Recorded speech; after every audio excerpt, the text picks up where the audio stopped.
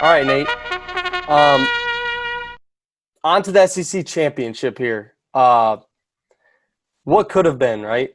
What could have been, man? Oh, golly. The outcome of the game wouldn't have really changed no matter if Florida won last week or not, but it sure would have made it a little bit more exciting because I don't think Florida gets in with a win anymore. I don't think they're going to win. It's gonna be fun. Let's talk about this. It's gonna be fun watching Mac Jones versus Kyle Trask and all the draft analysts and all football scouts are gonna be watching these two intensely, and their every move is gonna matter. And personally, I'm a Trask guy, but I mean you can't knock the consistency of Mac Jones, and I think it's Trask for me because he's just not on Alabama. Like Alabama makes everything look so easy. And that's why quarterbacks from Bama don't get talked about very much because they run the ball so well and their play design is quick. It's fast. And then you got like Mac Jones is talked about, but he's one of the best quarterbacks in the nation. And he's being like, I don't know how to explain this. Like he's up for the Heisman, but don't you think he should be talked about more? Yeah. I'm a little bit lighter on Mac Jones than I think some people are. I think that's what he's very underrated for being in the top of the Heisman. That's kind of where I'm coming at. Yeah, no, I would agree. And I think he benefits no different than any Alabama quarterback does. I mean, he's got arguably the best receiving core in the country. He lost Jalen Waddle, but Devontae Smith's probably the best receiver. Najee Harris is probably a top, if not one, top 2, 3 back in the country. He's got an outstanding offensive line every year. I mean, he has the tools around him.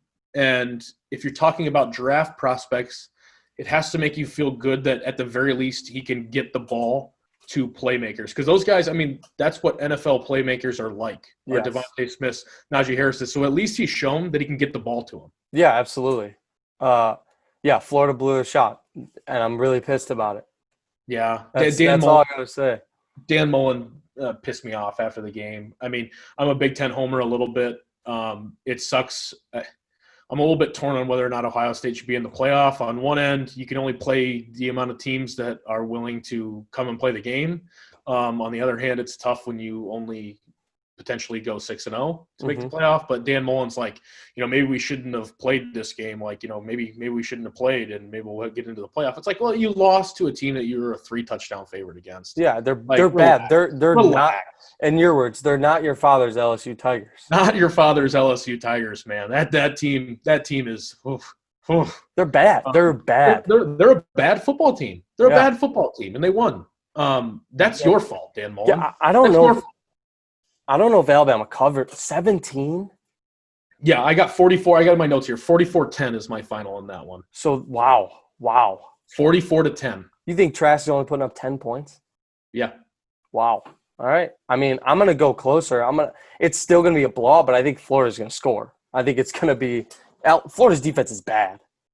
It'll be like a 50-something, 30 whatever, or like 45-24, something like that. They're going to put up points.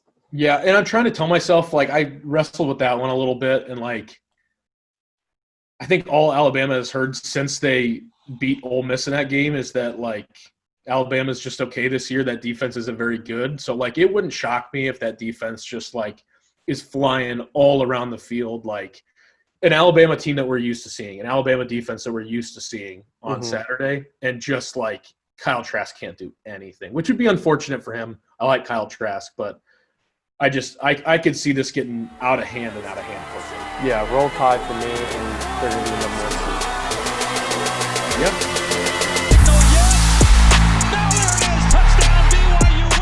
Chance to make a play here. Lined up in the slot on 4th and 11. Bryant on 4th and 11.